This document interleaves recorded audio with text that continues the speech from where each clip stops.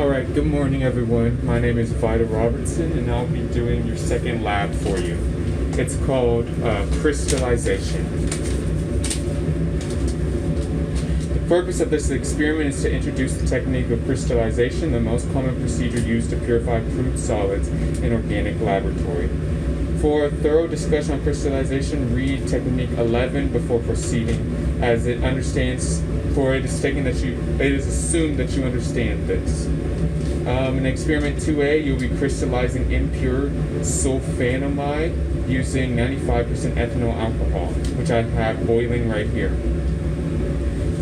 Sulfonamide is one of the sulfur drugs of the first generation of antibiotics used in successful treatment of major diseases such as malaria, tuberculosis, and leprosy. Experiment 2A and in most experiments in the textbook, you are told what solvent to use for the crystallization procedure. Some of the factors involved in selecting a crystallization solvent for sulfonamide is talked about in technique 11. The most important consideration is the shape of the solubility curve for the solubility/temperature data. The purity of the final material after crystallization will be determined by finding the melting point of your sample. You will also weigh the sample and calculate the percent recovery. It is impossible for a 100% recovery. This is true for several reasons. There will be some experimental loss. The original sample is not 100% sulfonamide, and some of the sulfonamide is soluble in the solvent even at 0 degrees Celsius. Because of this last fact, some of the sulfonamide will remain dissolved in the mother liquid. Sometimes it is worth isolating a second crop of crystals from the mother liquid, especially if you have performed a synthesis that requires hours to work and the amount of product is relatively small. This can be accomplished by heating the mother liquid to evaporate some of the solvent and then cooling the resultant solution to induce a second crystallization. The purity of the second crop will not be as good as the first. However, the concentration of the impurities will be greater in the mother liquid after some of the solvent has been evaporated. Experiment 2B, you'll be given an impure sample of the organic compound fluorine. You will use experimental procedure to determine which is the best of the three solvents is most appropriate. The three solvents will illustrate very different solubility behavior. One of the solvents will be appropriate solvent for crystallizing fluorine. In a second solvent, fluorine is highly soluble. Even at room temperature. Fluorine will be relatively insoluble in the third, even at the boiling point of the solvent. Your task is to find the appropriate solvent for crystallization and then perform the crystallization of this sample. You should be aware that not all crystallizations look alike. Crystals have many shapes and sizes, and the amount of mother liquid visible at the end of crystallization may vary significantly. Crystallization of sulfonamide and fluorine will appear significantly different, even though the purity of the crystals in each case should be very good. In experiment 2C, you will determine the identity of unknown by a melting point technique. The mixture of melting point technique is introduced in this section. Alright, with all that said, let's go ahead and get started.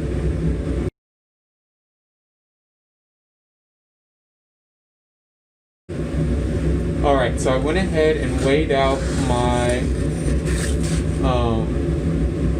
impure sulfonamide and my watch glass that I'll get the final weight on. And those numbers are right there.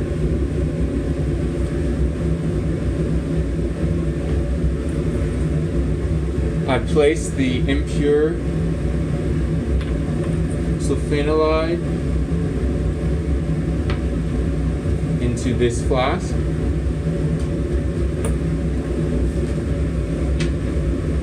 And right here I have warm 95% ethyl alcohol.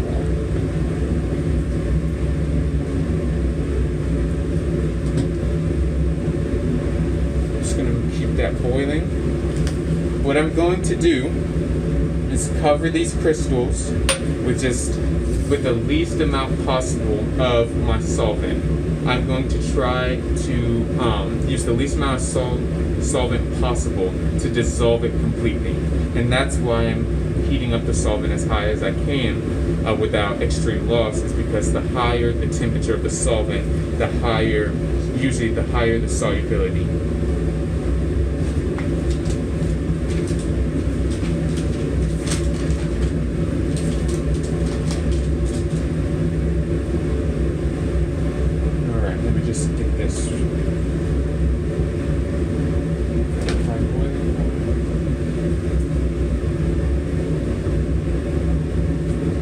Okay, I'm gonna add the hot solvent into here, just until it barely covers the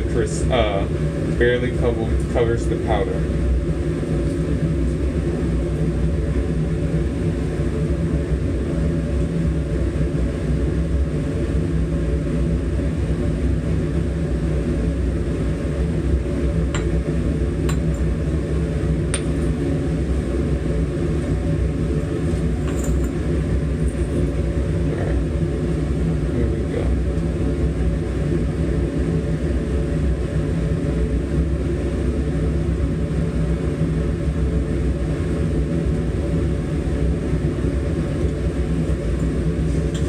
Back on. Try to get this to dissolve.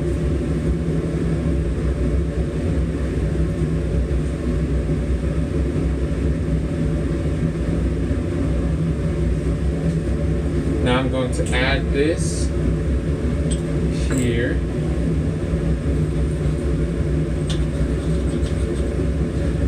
And I'm going to try to get it all to dissolve into my solvent. Every now and then I'm going to be adding about half a milliliter of solvent back into it, just trying to, because ethanol is highly volatile, so just trying to make sure that I keep it relatively the same amount.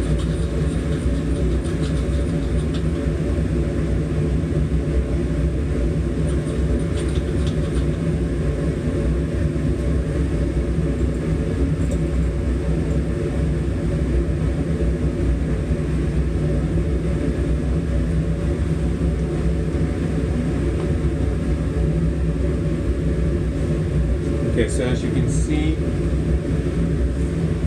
I still have a little bit of sulfanylamide left in it, so I'm gonna keep heating, keep shaking.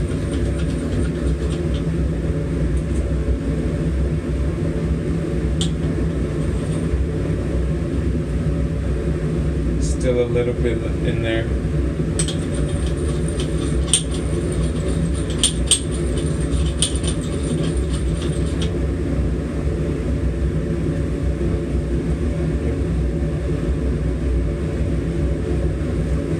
Trying to super saturate my solvent, super saturate this solution.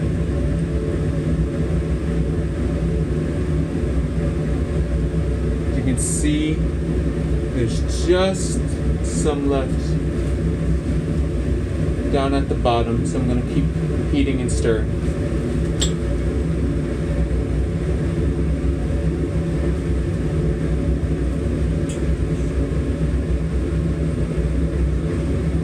So I got it boiling again.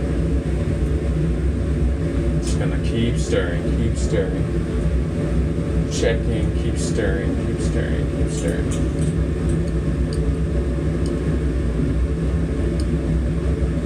Now this isn't, I can't take too long with this. I need to get this done within 10 to 15 minutes.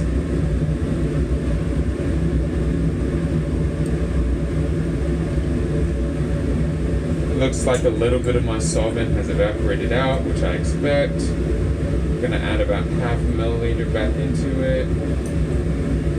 There we go, get it up to boiling.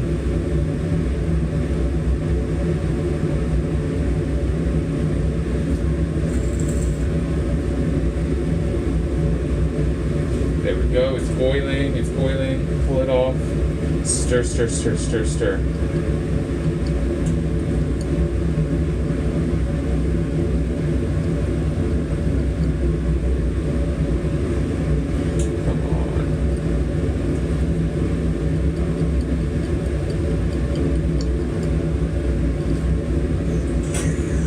I'm getting a little more into the solution, but there's still some left at the bottom, so I'm gonna go again.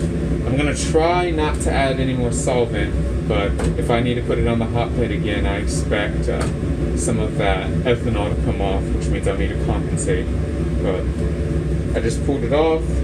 You can see there's still just the slightest bit still left in there. So I'm just gonna agitate it some more.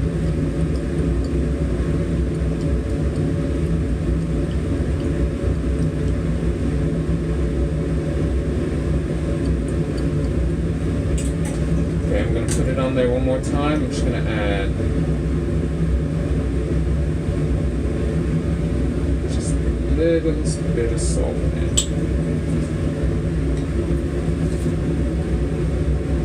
Get it up to boiling.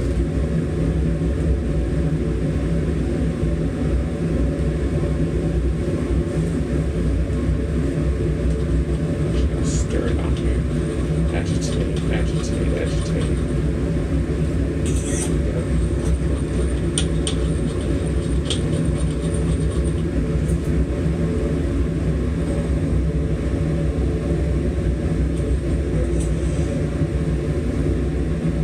It's almost all in there, so I'm going to agitate, agitate.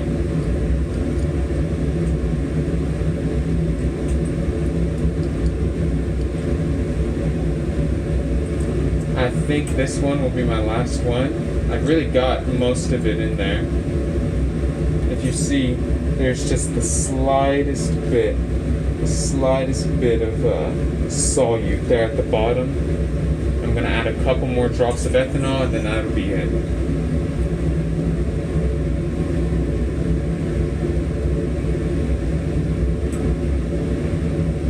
Half a milliliter in. I'm going to boil it one more time.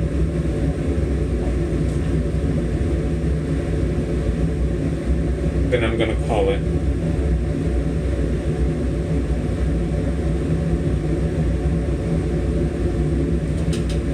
I'm going to get it ripping hot. Just stir it down here.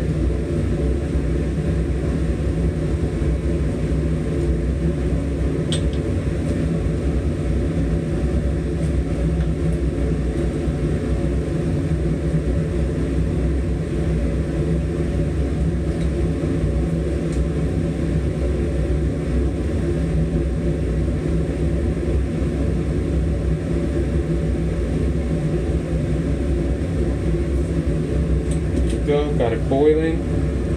I'm going to stir it.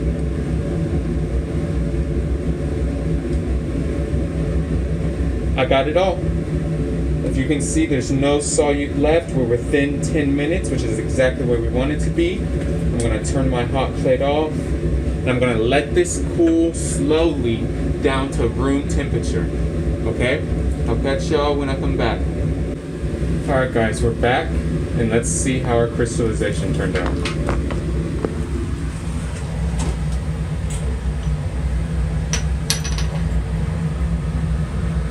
You see all those crystals? Those long needles? We did a good job. We did a really good job. So what I'm going to do with this now is I'm going to place it in ice water. Place it in some ice water. Actually, first I might cap it, and I'm going to place it in the ice water, and then I'll get back to you guys after about another, I'll say another 5 minutes. Alright guys, I have to hold you for this part, okay? So, as you can see, our crystals are nice and cooled down, and they're sitting right there. And notice how they're nice long needles. Hold on, let's get it to focus. Nice long needles, like a porcupine. Okay, that means we did our extraction well, but this next part is essential for making sure our crystals stay, crystals.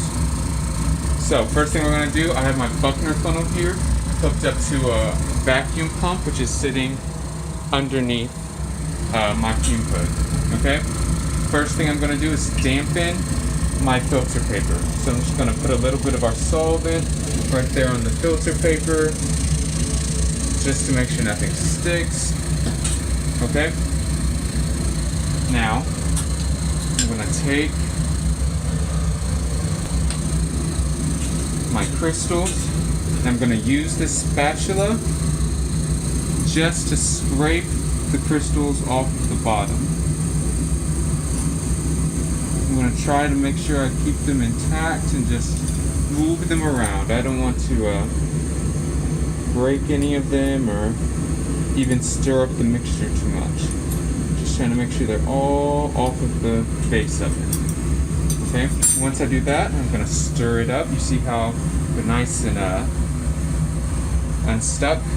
So I'm going to stir it up and pour it in. Okay. Now what I'm going to do, first wipe that off, is I'm going to rinse my Erlenmeyer flask with ice cold ethanol that's been sitting in an ice jug. Okay, so I'm going to add about 2 milliliters. We want it ice cold.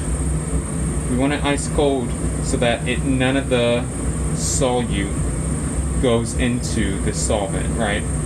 So we want to keep it very cold. Stir this back up. You see how all that stuff off the sides got moved back? And then I have to do this quickly. Just dump it all into my funnel. There we go. I'm going to do that about 2 more times. 2 milliliters.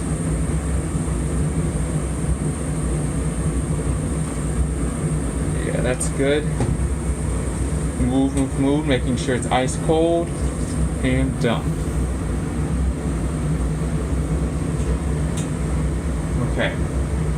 One more time. I see just a little bit of crystals left. I really want to get every last bit since we're calculating our percent yield. Okay. So I'm just going to do this one more time. Make sure I scrape all the edges. I'm going to look with my eyes. Make sure all the edges are clear. Stir, stir, stir. Pour it in.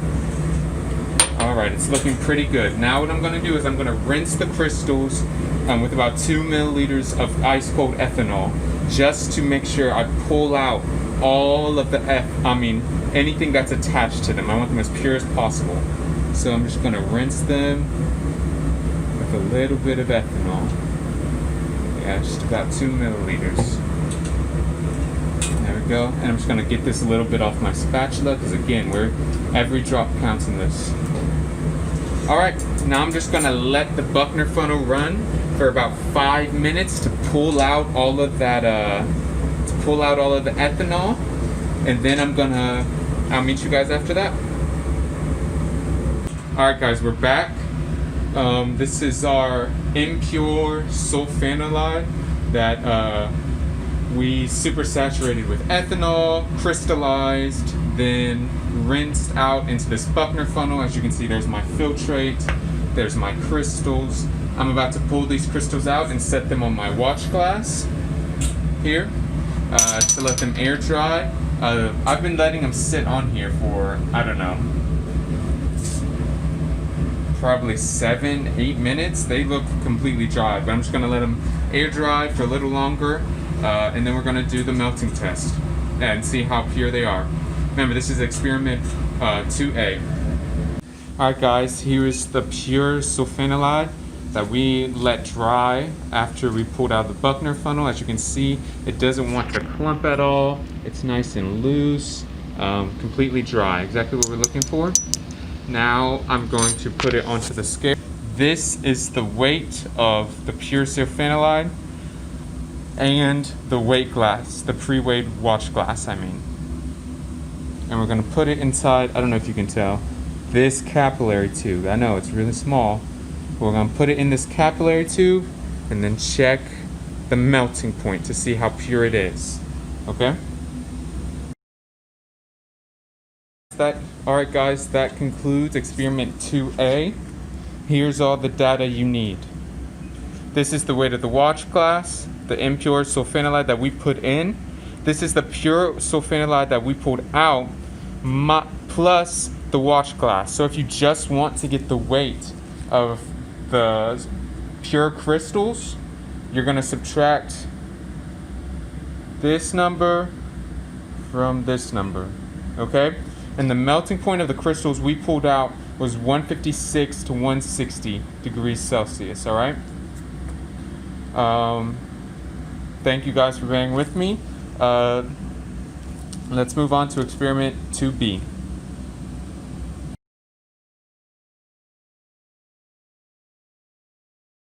Alright, this is the start of experiment 2B. Of course, I have pre-weighed out the impure fluorine in my watch glass. There are the numbers there. Technique 11 is one that you use to figure out which solvent is best for crystallization, and that means that the solvent does not dissolve the solute completely at room temperature, but it is not completely insoluble in the solvent, which means you want something that when you heat it, it will dissolve. It will dissolve when it's heated. The solute will dissolve in the solvent when it's heated, but not at room temperature, right? So by looking at the characteristics of fluorine and looking at the characteristics of my solvent, I've come to the conclusion that ethanol would be the best solvent for crystallization of impure fluorine. And we're about to see if that's true. Okay, so we're about to do the same thing that we did for the sulfonylamide, but this time with fluorine. So here's my fluorine already sitting in this flask. I have my ethanol boiling right here, and I'm gonna add just enough to cover the crystals, stir it, get it all to dissolve. Yeah, that's my goal, and we'll see if we get as good results as we did with the other one. There we go.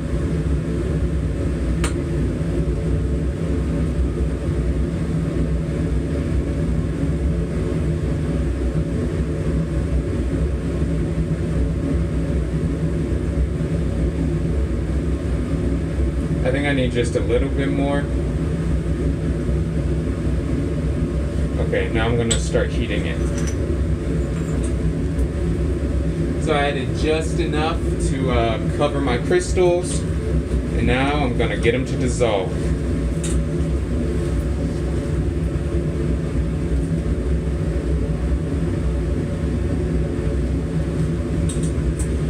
Just a little more.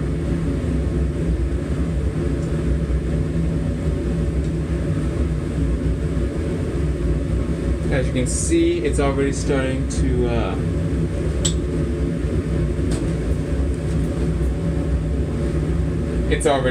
to dissolve, but I want to get this boiling, pull it off, stir, boil, stir, boil, stir. You guys know the process.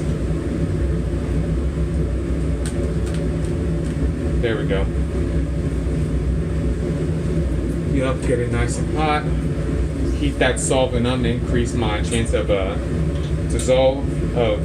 fluorine dissolving. Yep, and I'm just gonna stir. Yep, you see, I'm getting some good dissolving out of it. I'd like some more though, so I'm gonna keep heating it.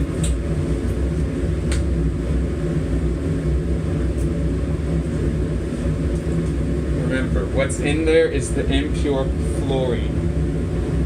Impure fluorine is what I'm doing right now. Here we go. Stir vigorously. Alright, I definitely have a lot of solute still to dissolve. This one might take a little longer than the other. The other one we got done in about 5 minutes, 5-6 minutes. I'm gonna add some ethanol, get it up to temperature again. But remember, when we're doing this, we don't want to be doing this for any more than 15 minutes. At 15 minutes, If you don't have the results you're looking for, it might not be a good result. So there we go. We got it up to boiling. Stir, stir, stir. You guys see? Oh yeah. So most of it's already dissolved.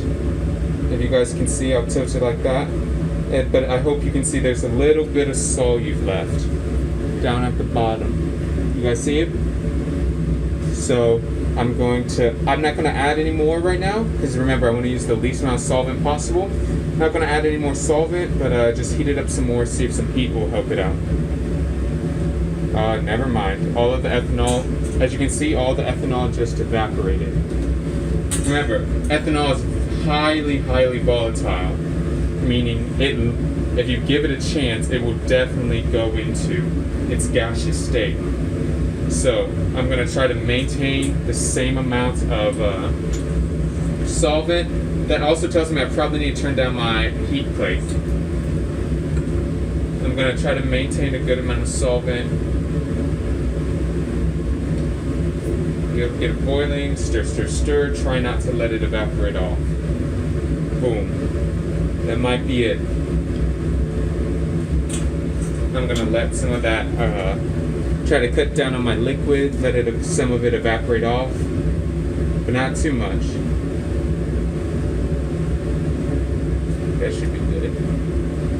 It's about to all evaporate off anyway. So, here you go again. That looks very good, actually. Very, very good. I'm going to let a little more evaporate off, and then I'm going to let it sit, just like we did with the last one.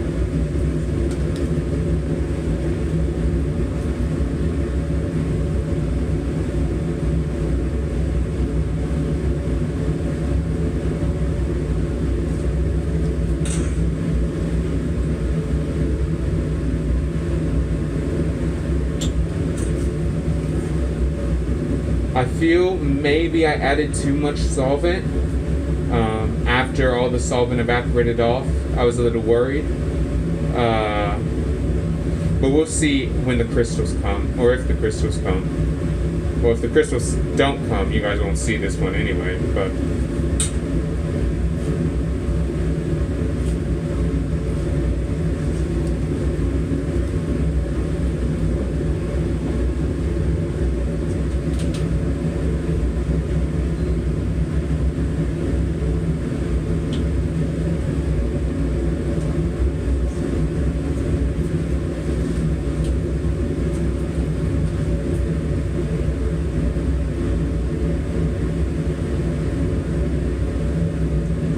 It's completely dissolved. I just want some of this liquid going.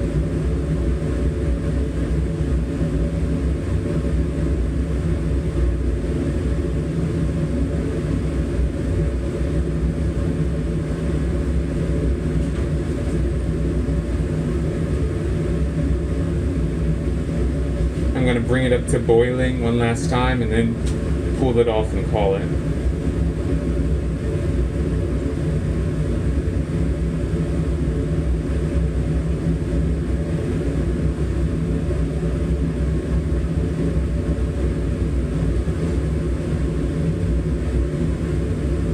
Okay, you guys see it's boiling? Can you see it? Put my heat. Stir, stir, stir. Stir, stir, stir.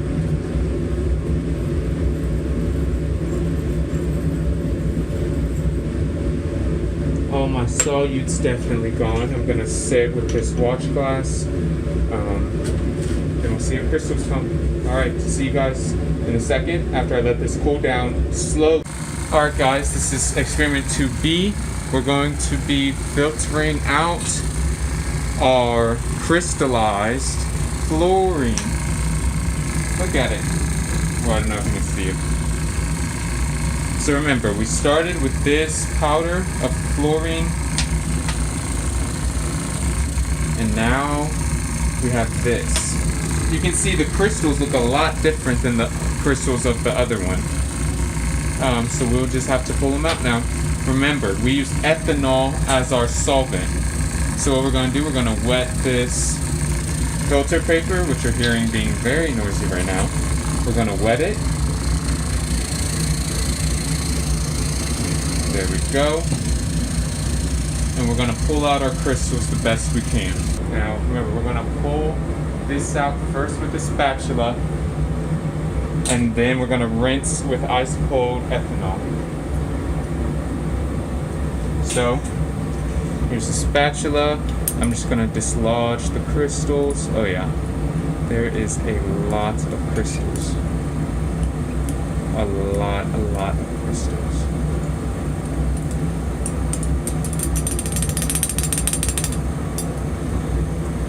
I'm just going to try to pour it out.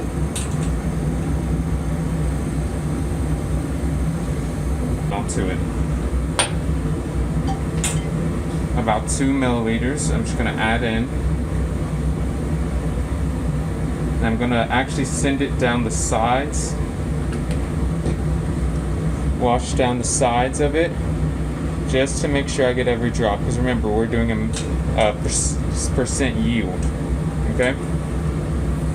So I'm just going to pour that in there, and I'm going to do that about 2 more times. First, I'm going to wash off my spatula in there since it has some crystals on it. I hope you guys noticed the difference between the 2 crystals. Remember, our sulfonamide was it had long needles, but this one is more of a powder, and it seems to create like a cement block. So I'm going to rinse this out 2 more times. I'm going to send it down the sides. I'm going to use about 2 milliliters of ethanol. Just enough. See? Wash. Pour in. Again. Wash.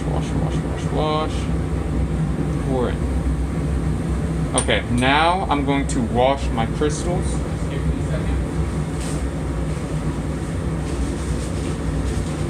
I'm going to wash my crystals with ice cold ethanol.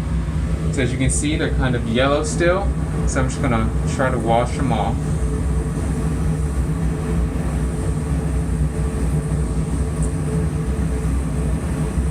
Alright. And that's it. I'm going to let this Buckner funnel run for another, I don't know, 5, 6, 7 minutes. And then we'll weigh it. And we'll get the melting point to check purity. Experiment 2B. This is right in the middle with the Buckner funnel filtration. Alright, here's our dried fluorine. Okay, look at it compared to the sulfonamide, right? Experiment 2A, experiment 2B. Right, look how different these crystals are than these. Same technique, different results based off of the solute. Now let's get the weight of this watch glass plus the fluorine crystals. That is your weight of fluorine crystals plus watch glass. Alright guys, experiment 2B is complete. The melting point was 100 degrees Celsius to 104 degrees Celsius. I believe this is all the data you guys need. The last experiment is experiment 2C, where we'll be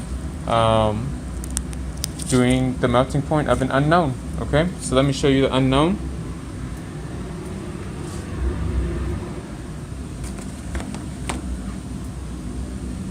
Here it is. We have unknown B. So I'm just going to take this unknown, put it in one of these capillary tubes, right? This one right here. Put it into the machine and take the melting point, and then from there we'll see which one it is. Experiment 2C complete. Melting point of unknown B was 134 to 136 degrees Celsius. Make sure to use that table in your lab manual to figure out what the unknown was. Experiment 2C is complete. That concludes the experiments for experiment 2. I hope this was helpful to you guys. I hope I've gotten a little better since the last time, and I'll see you guys next week.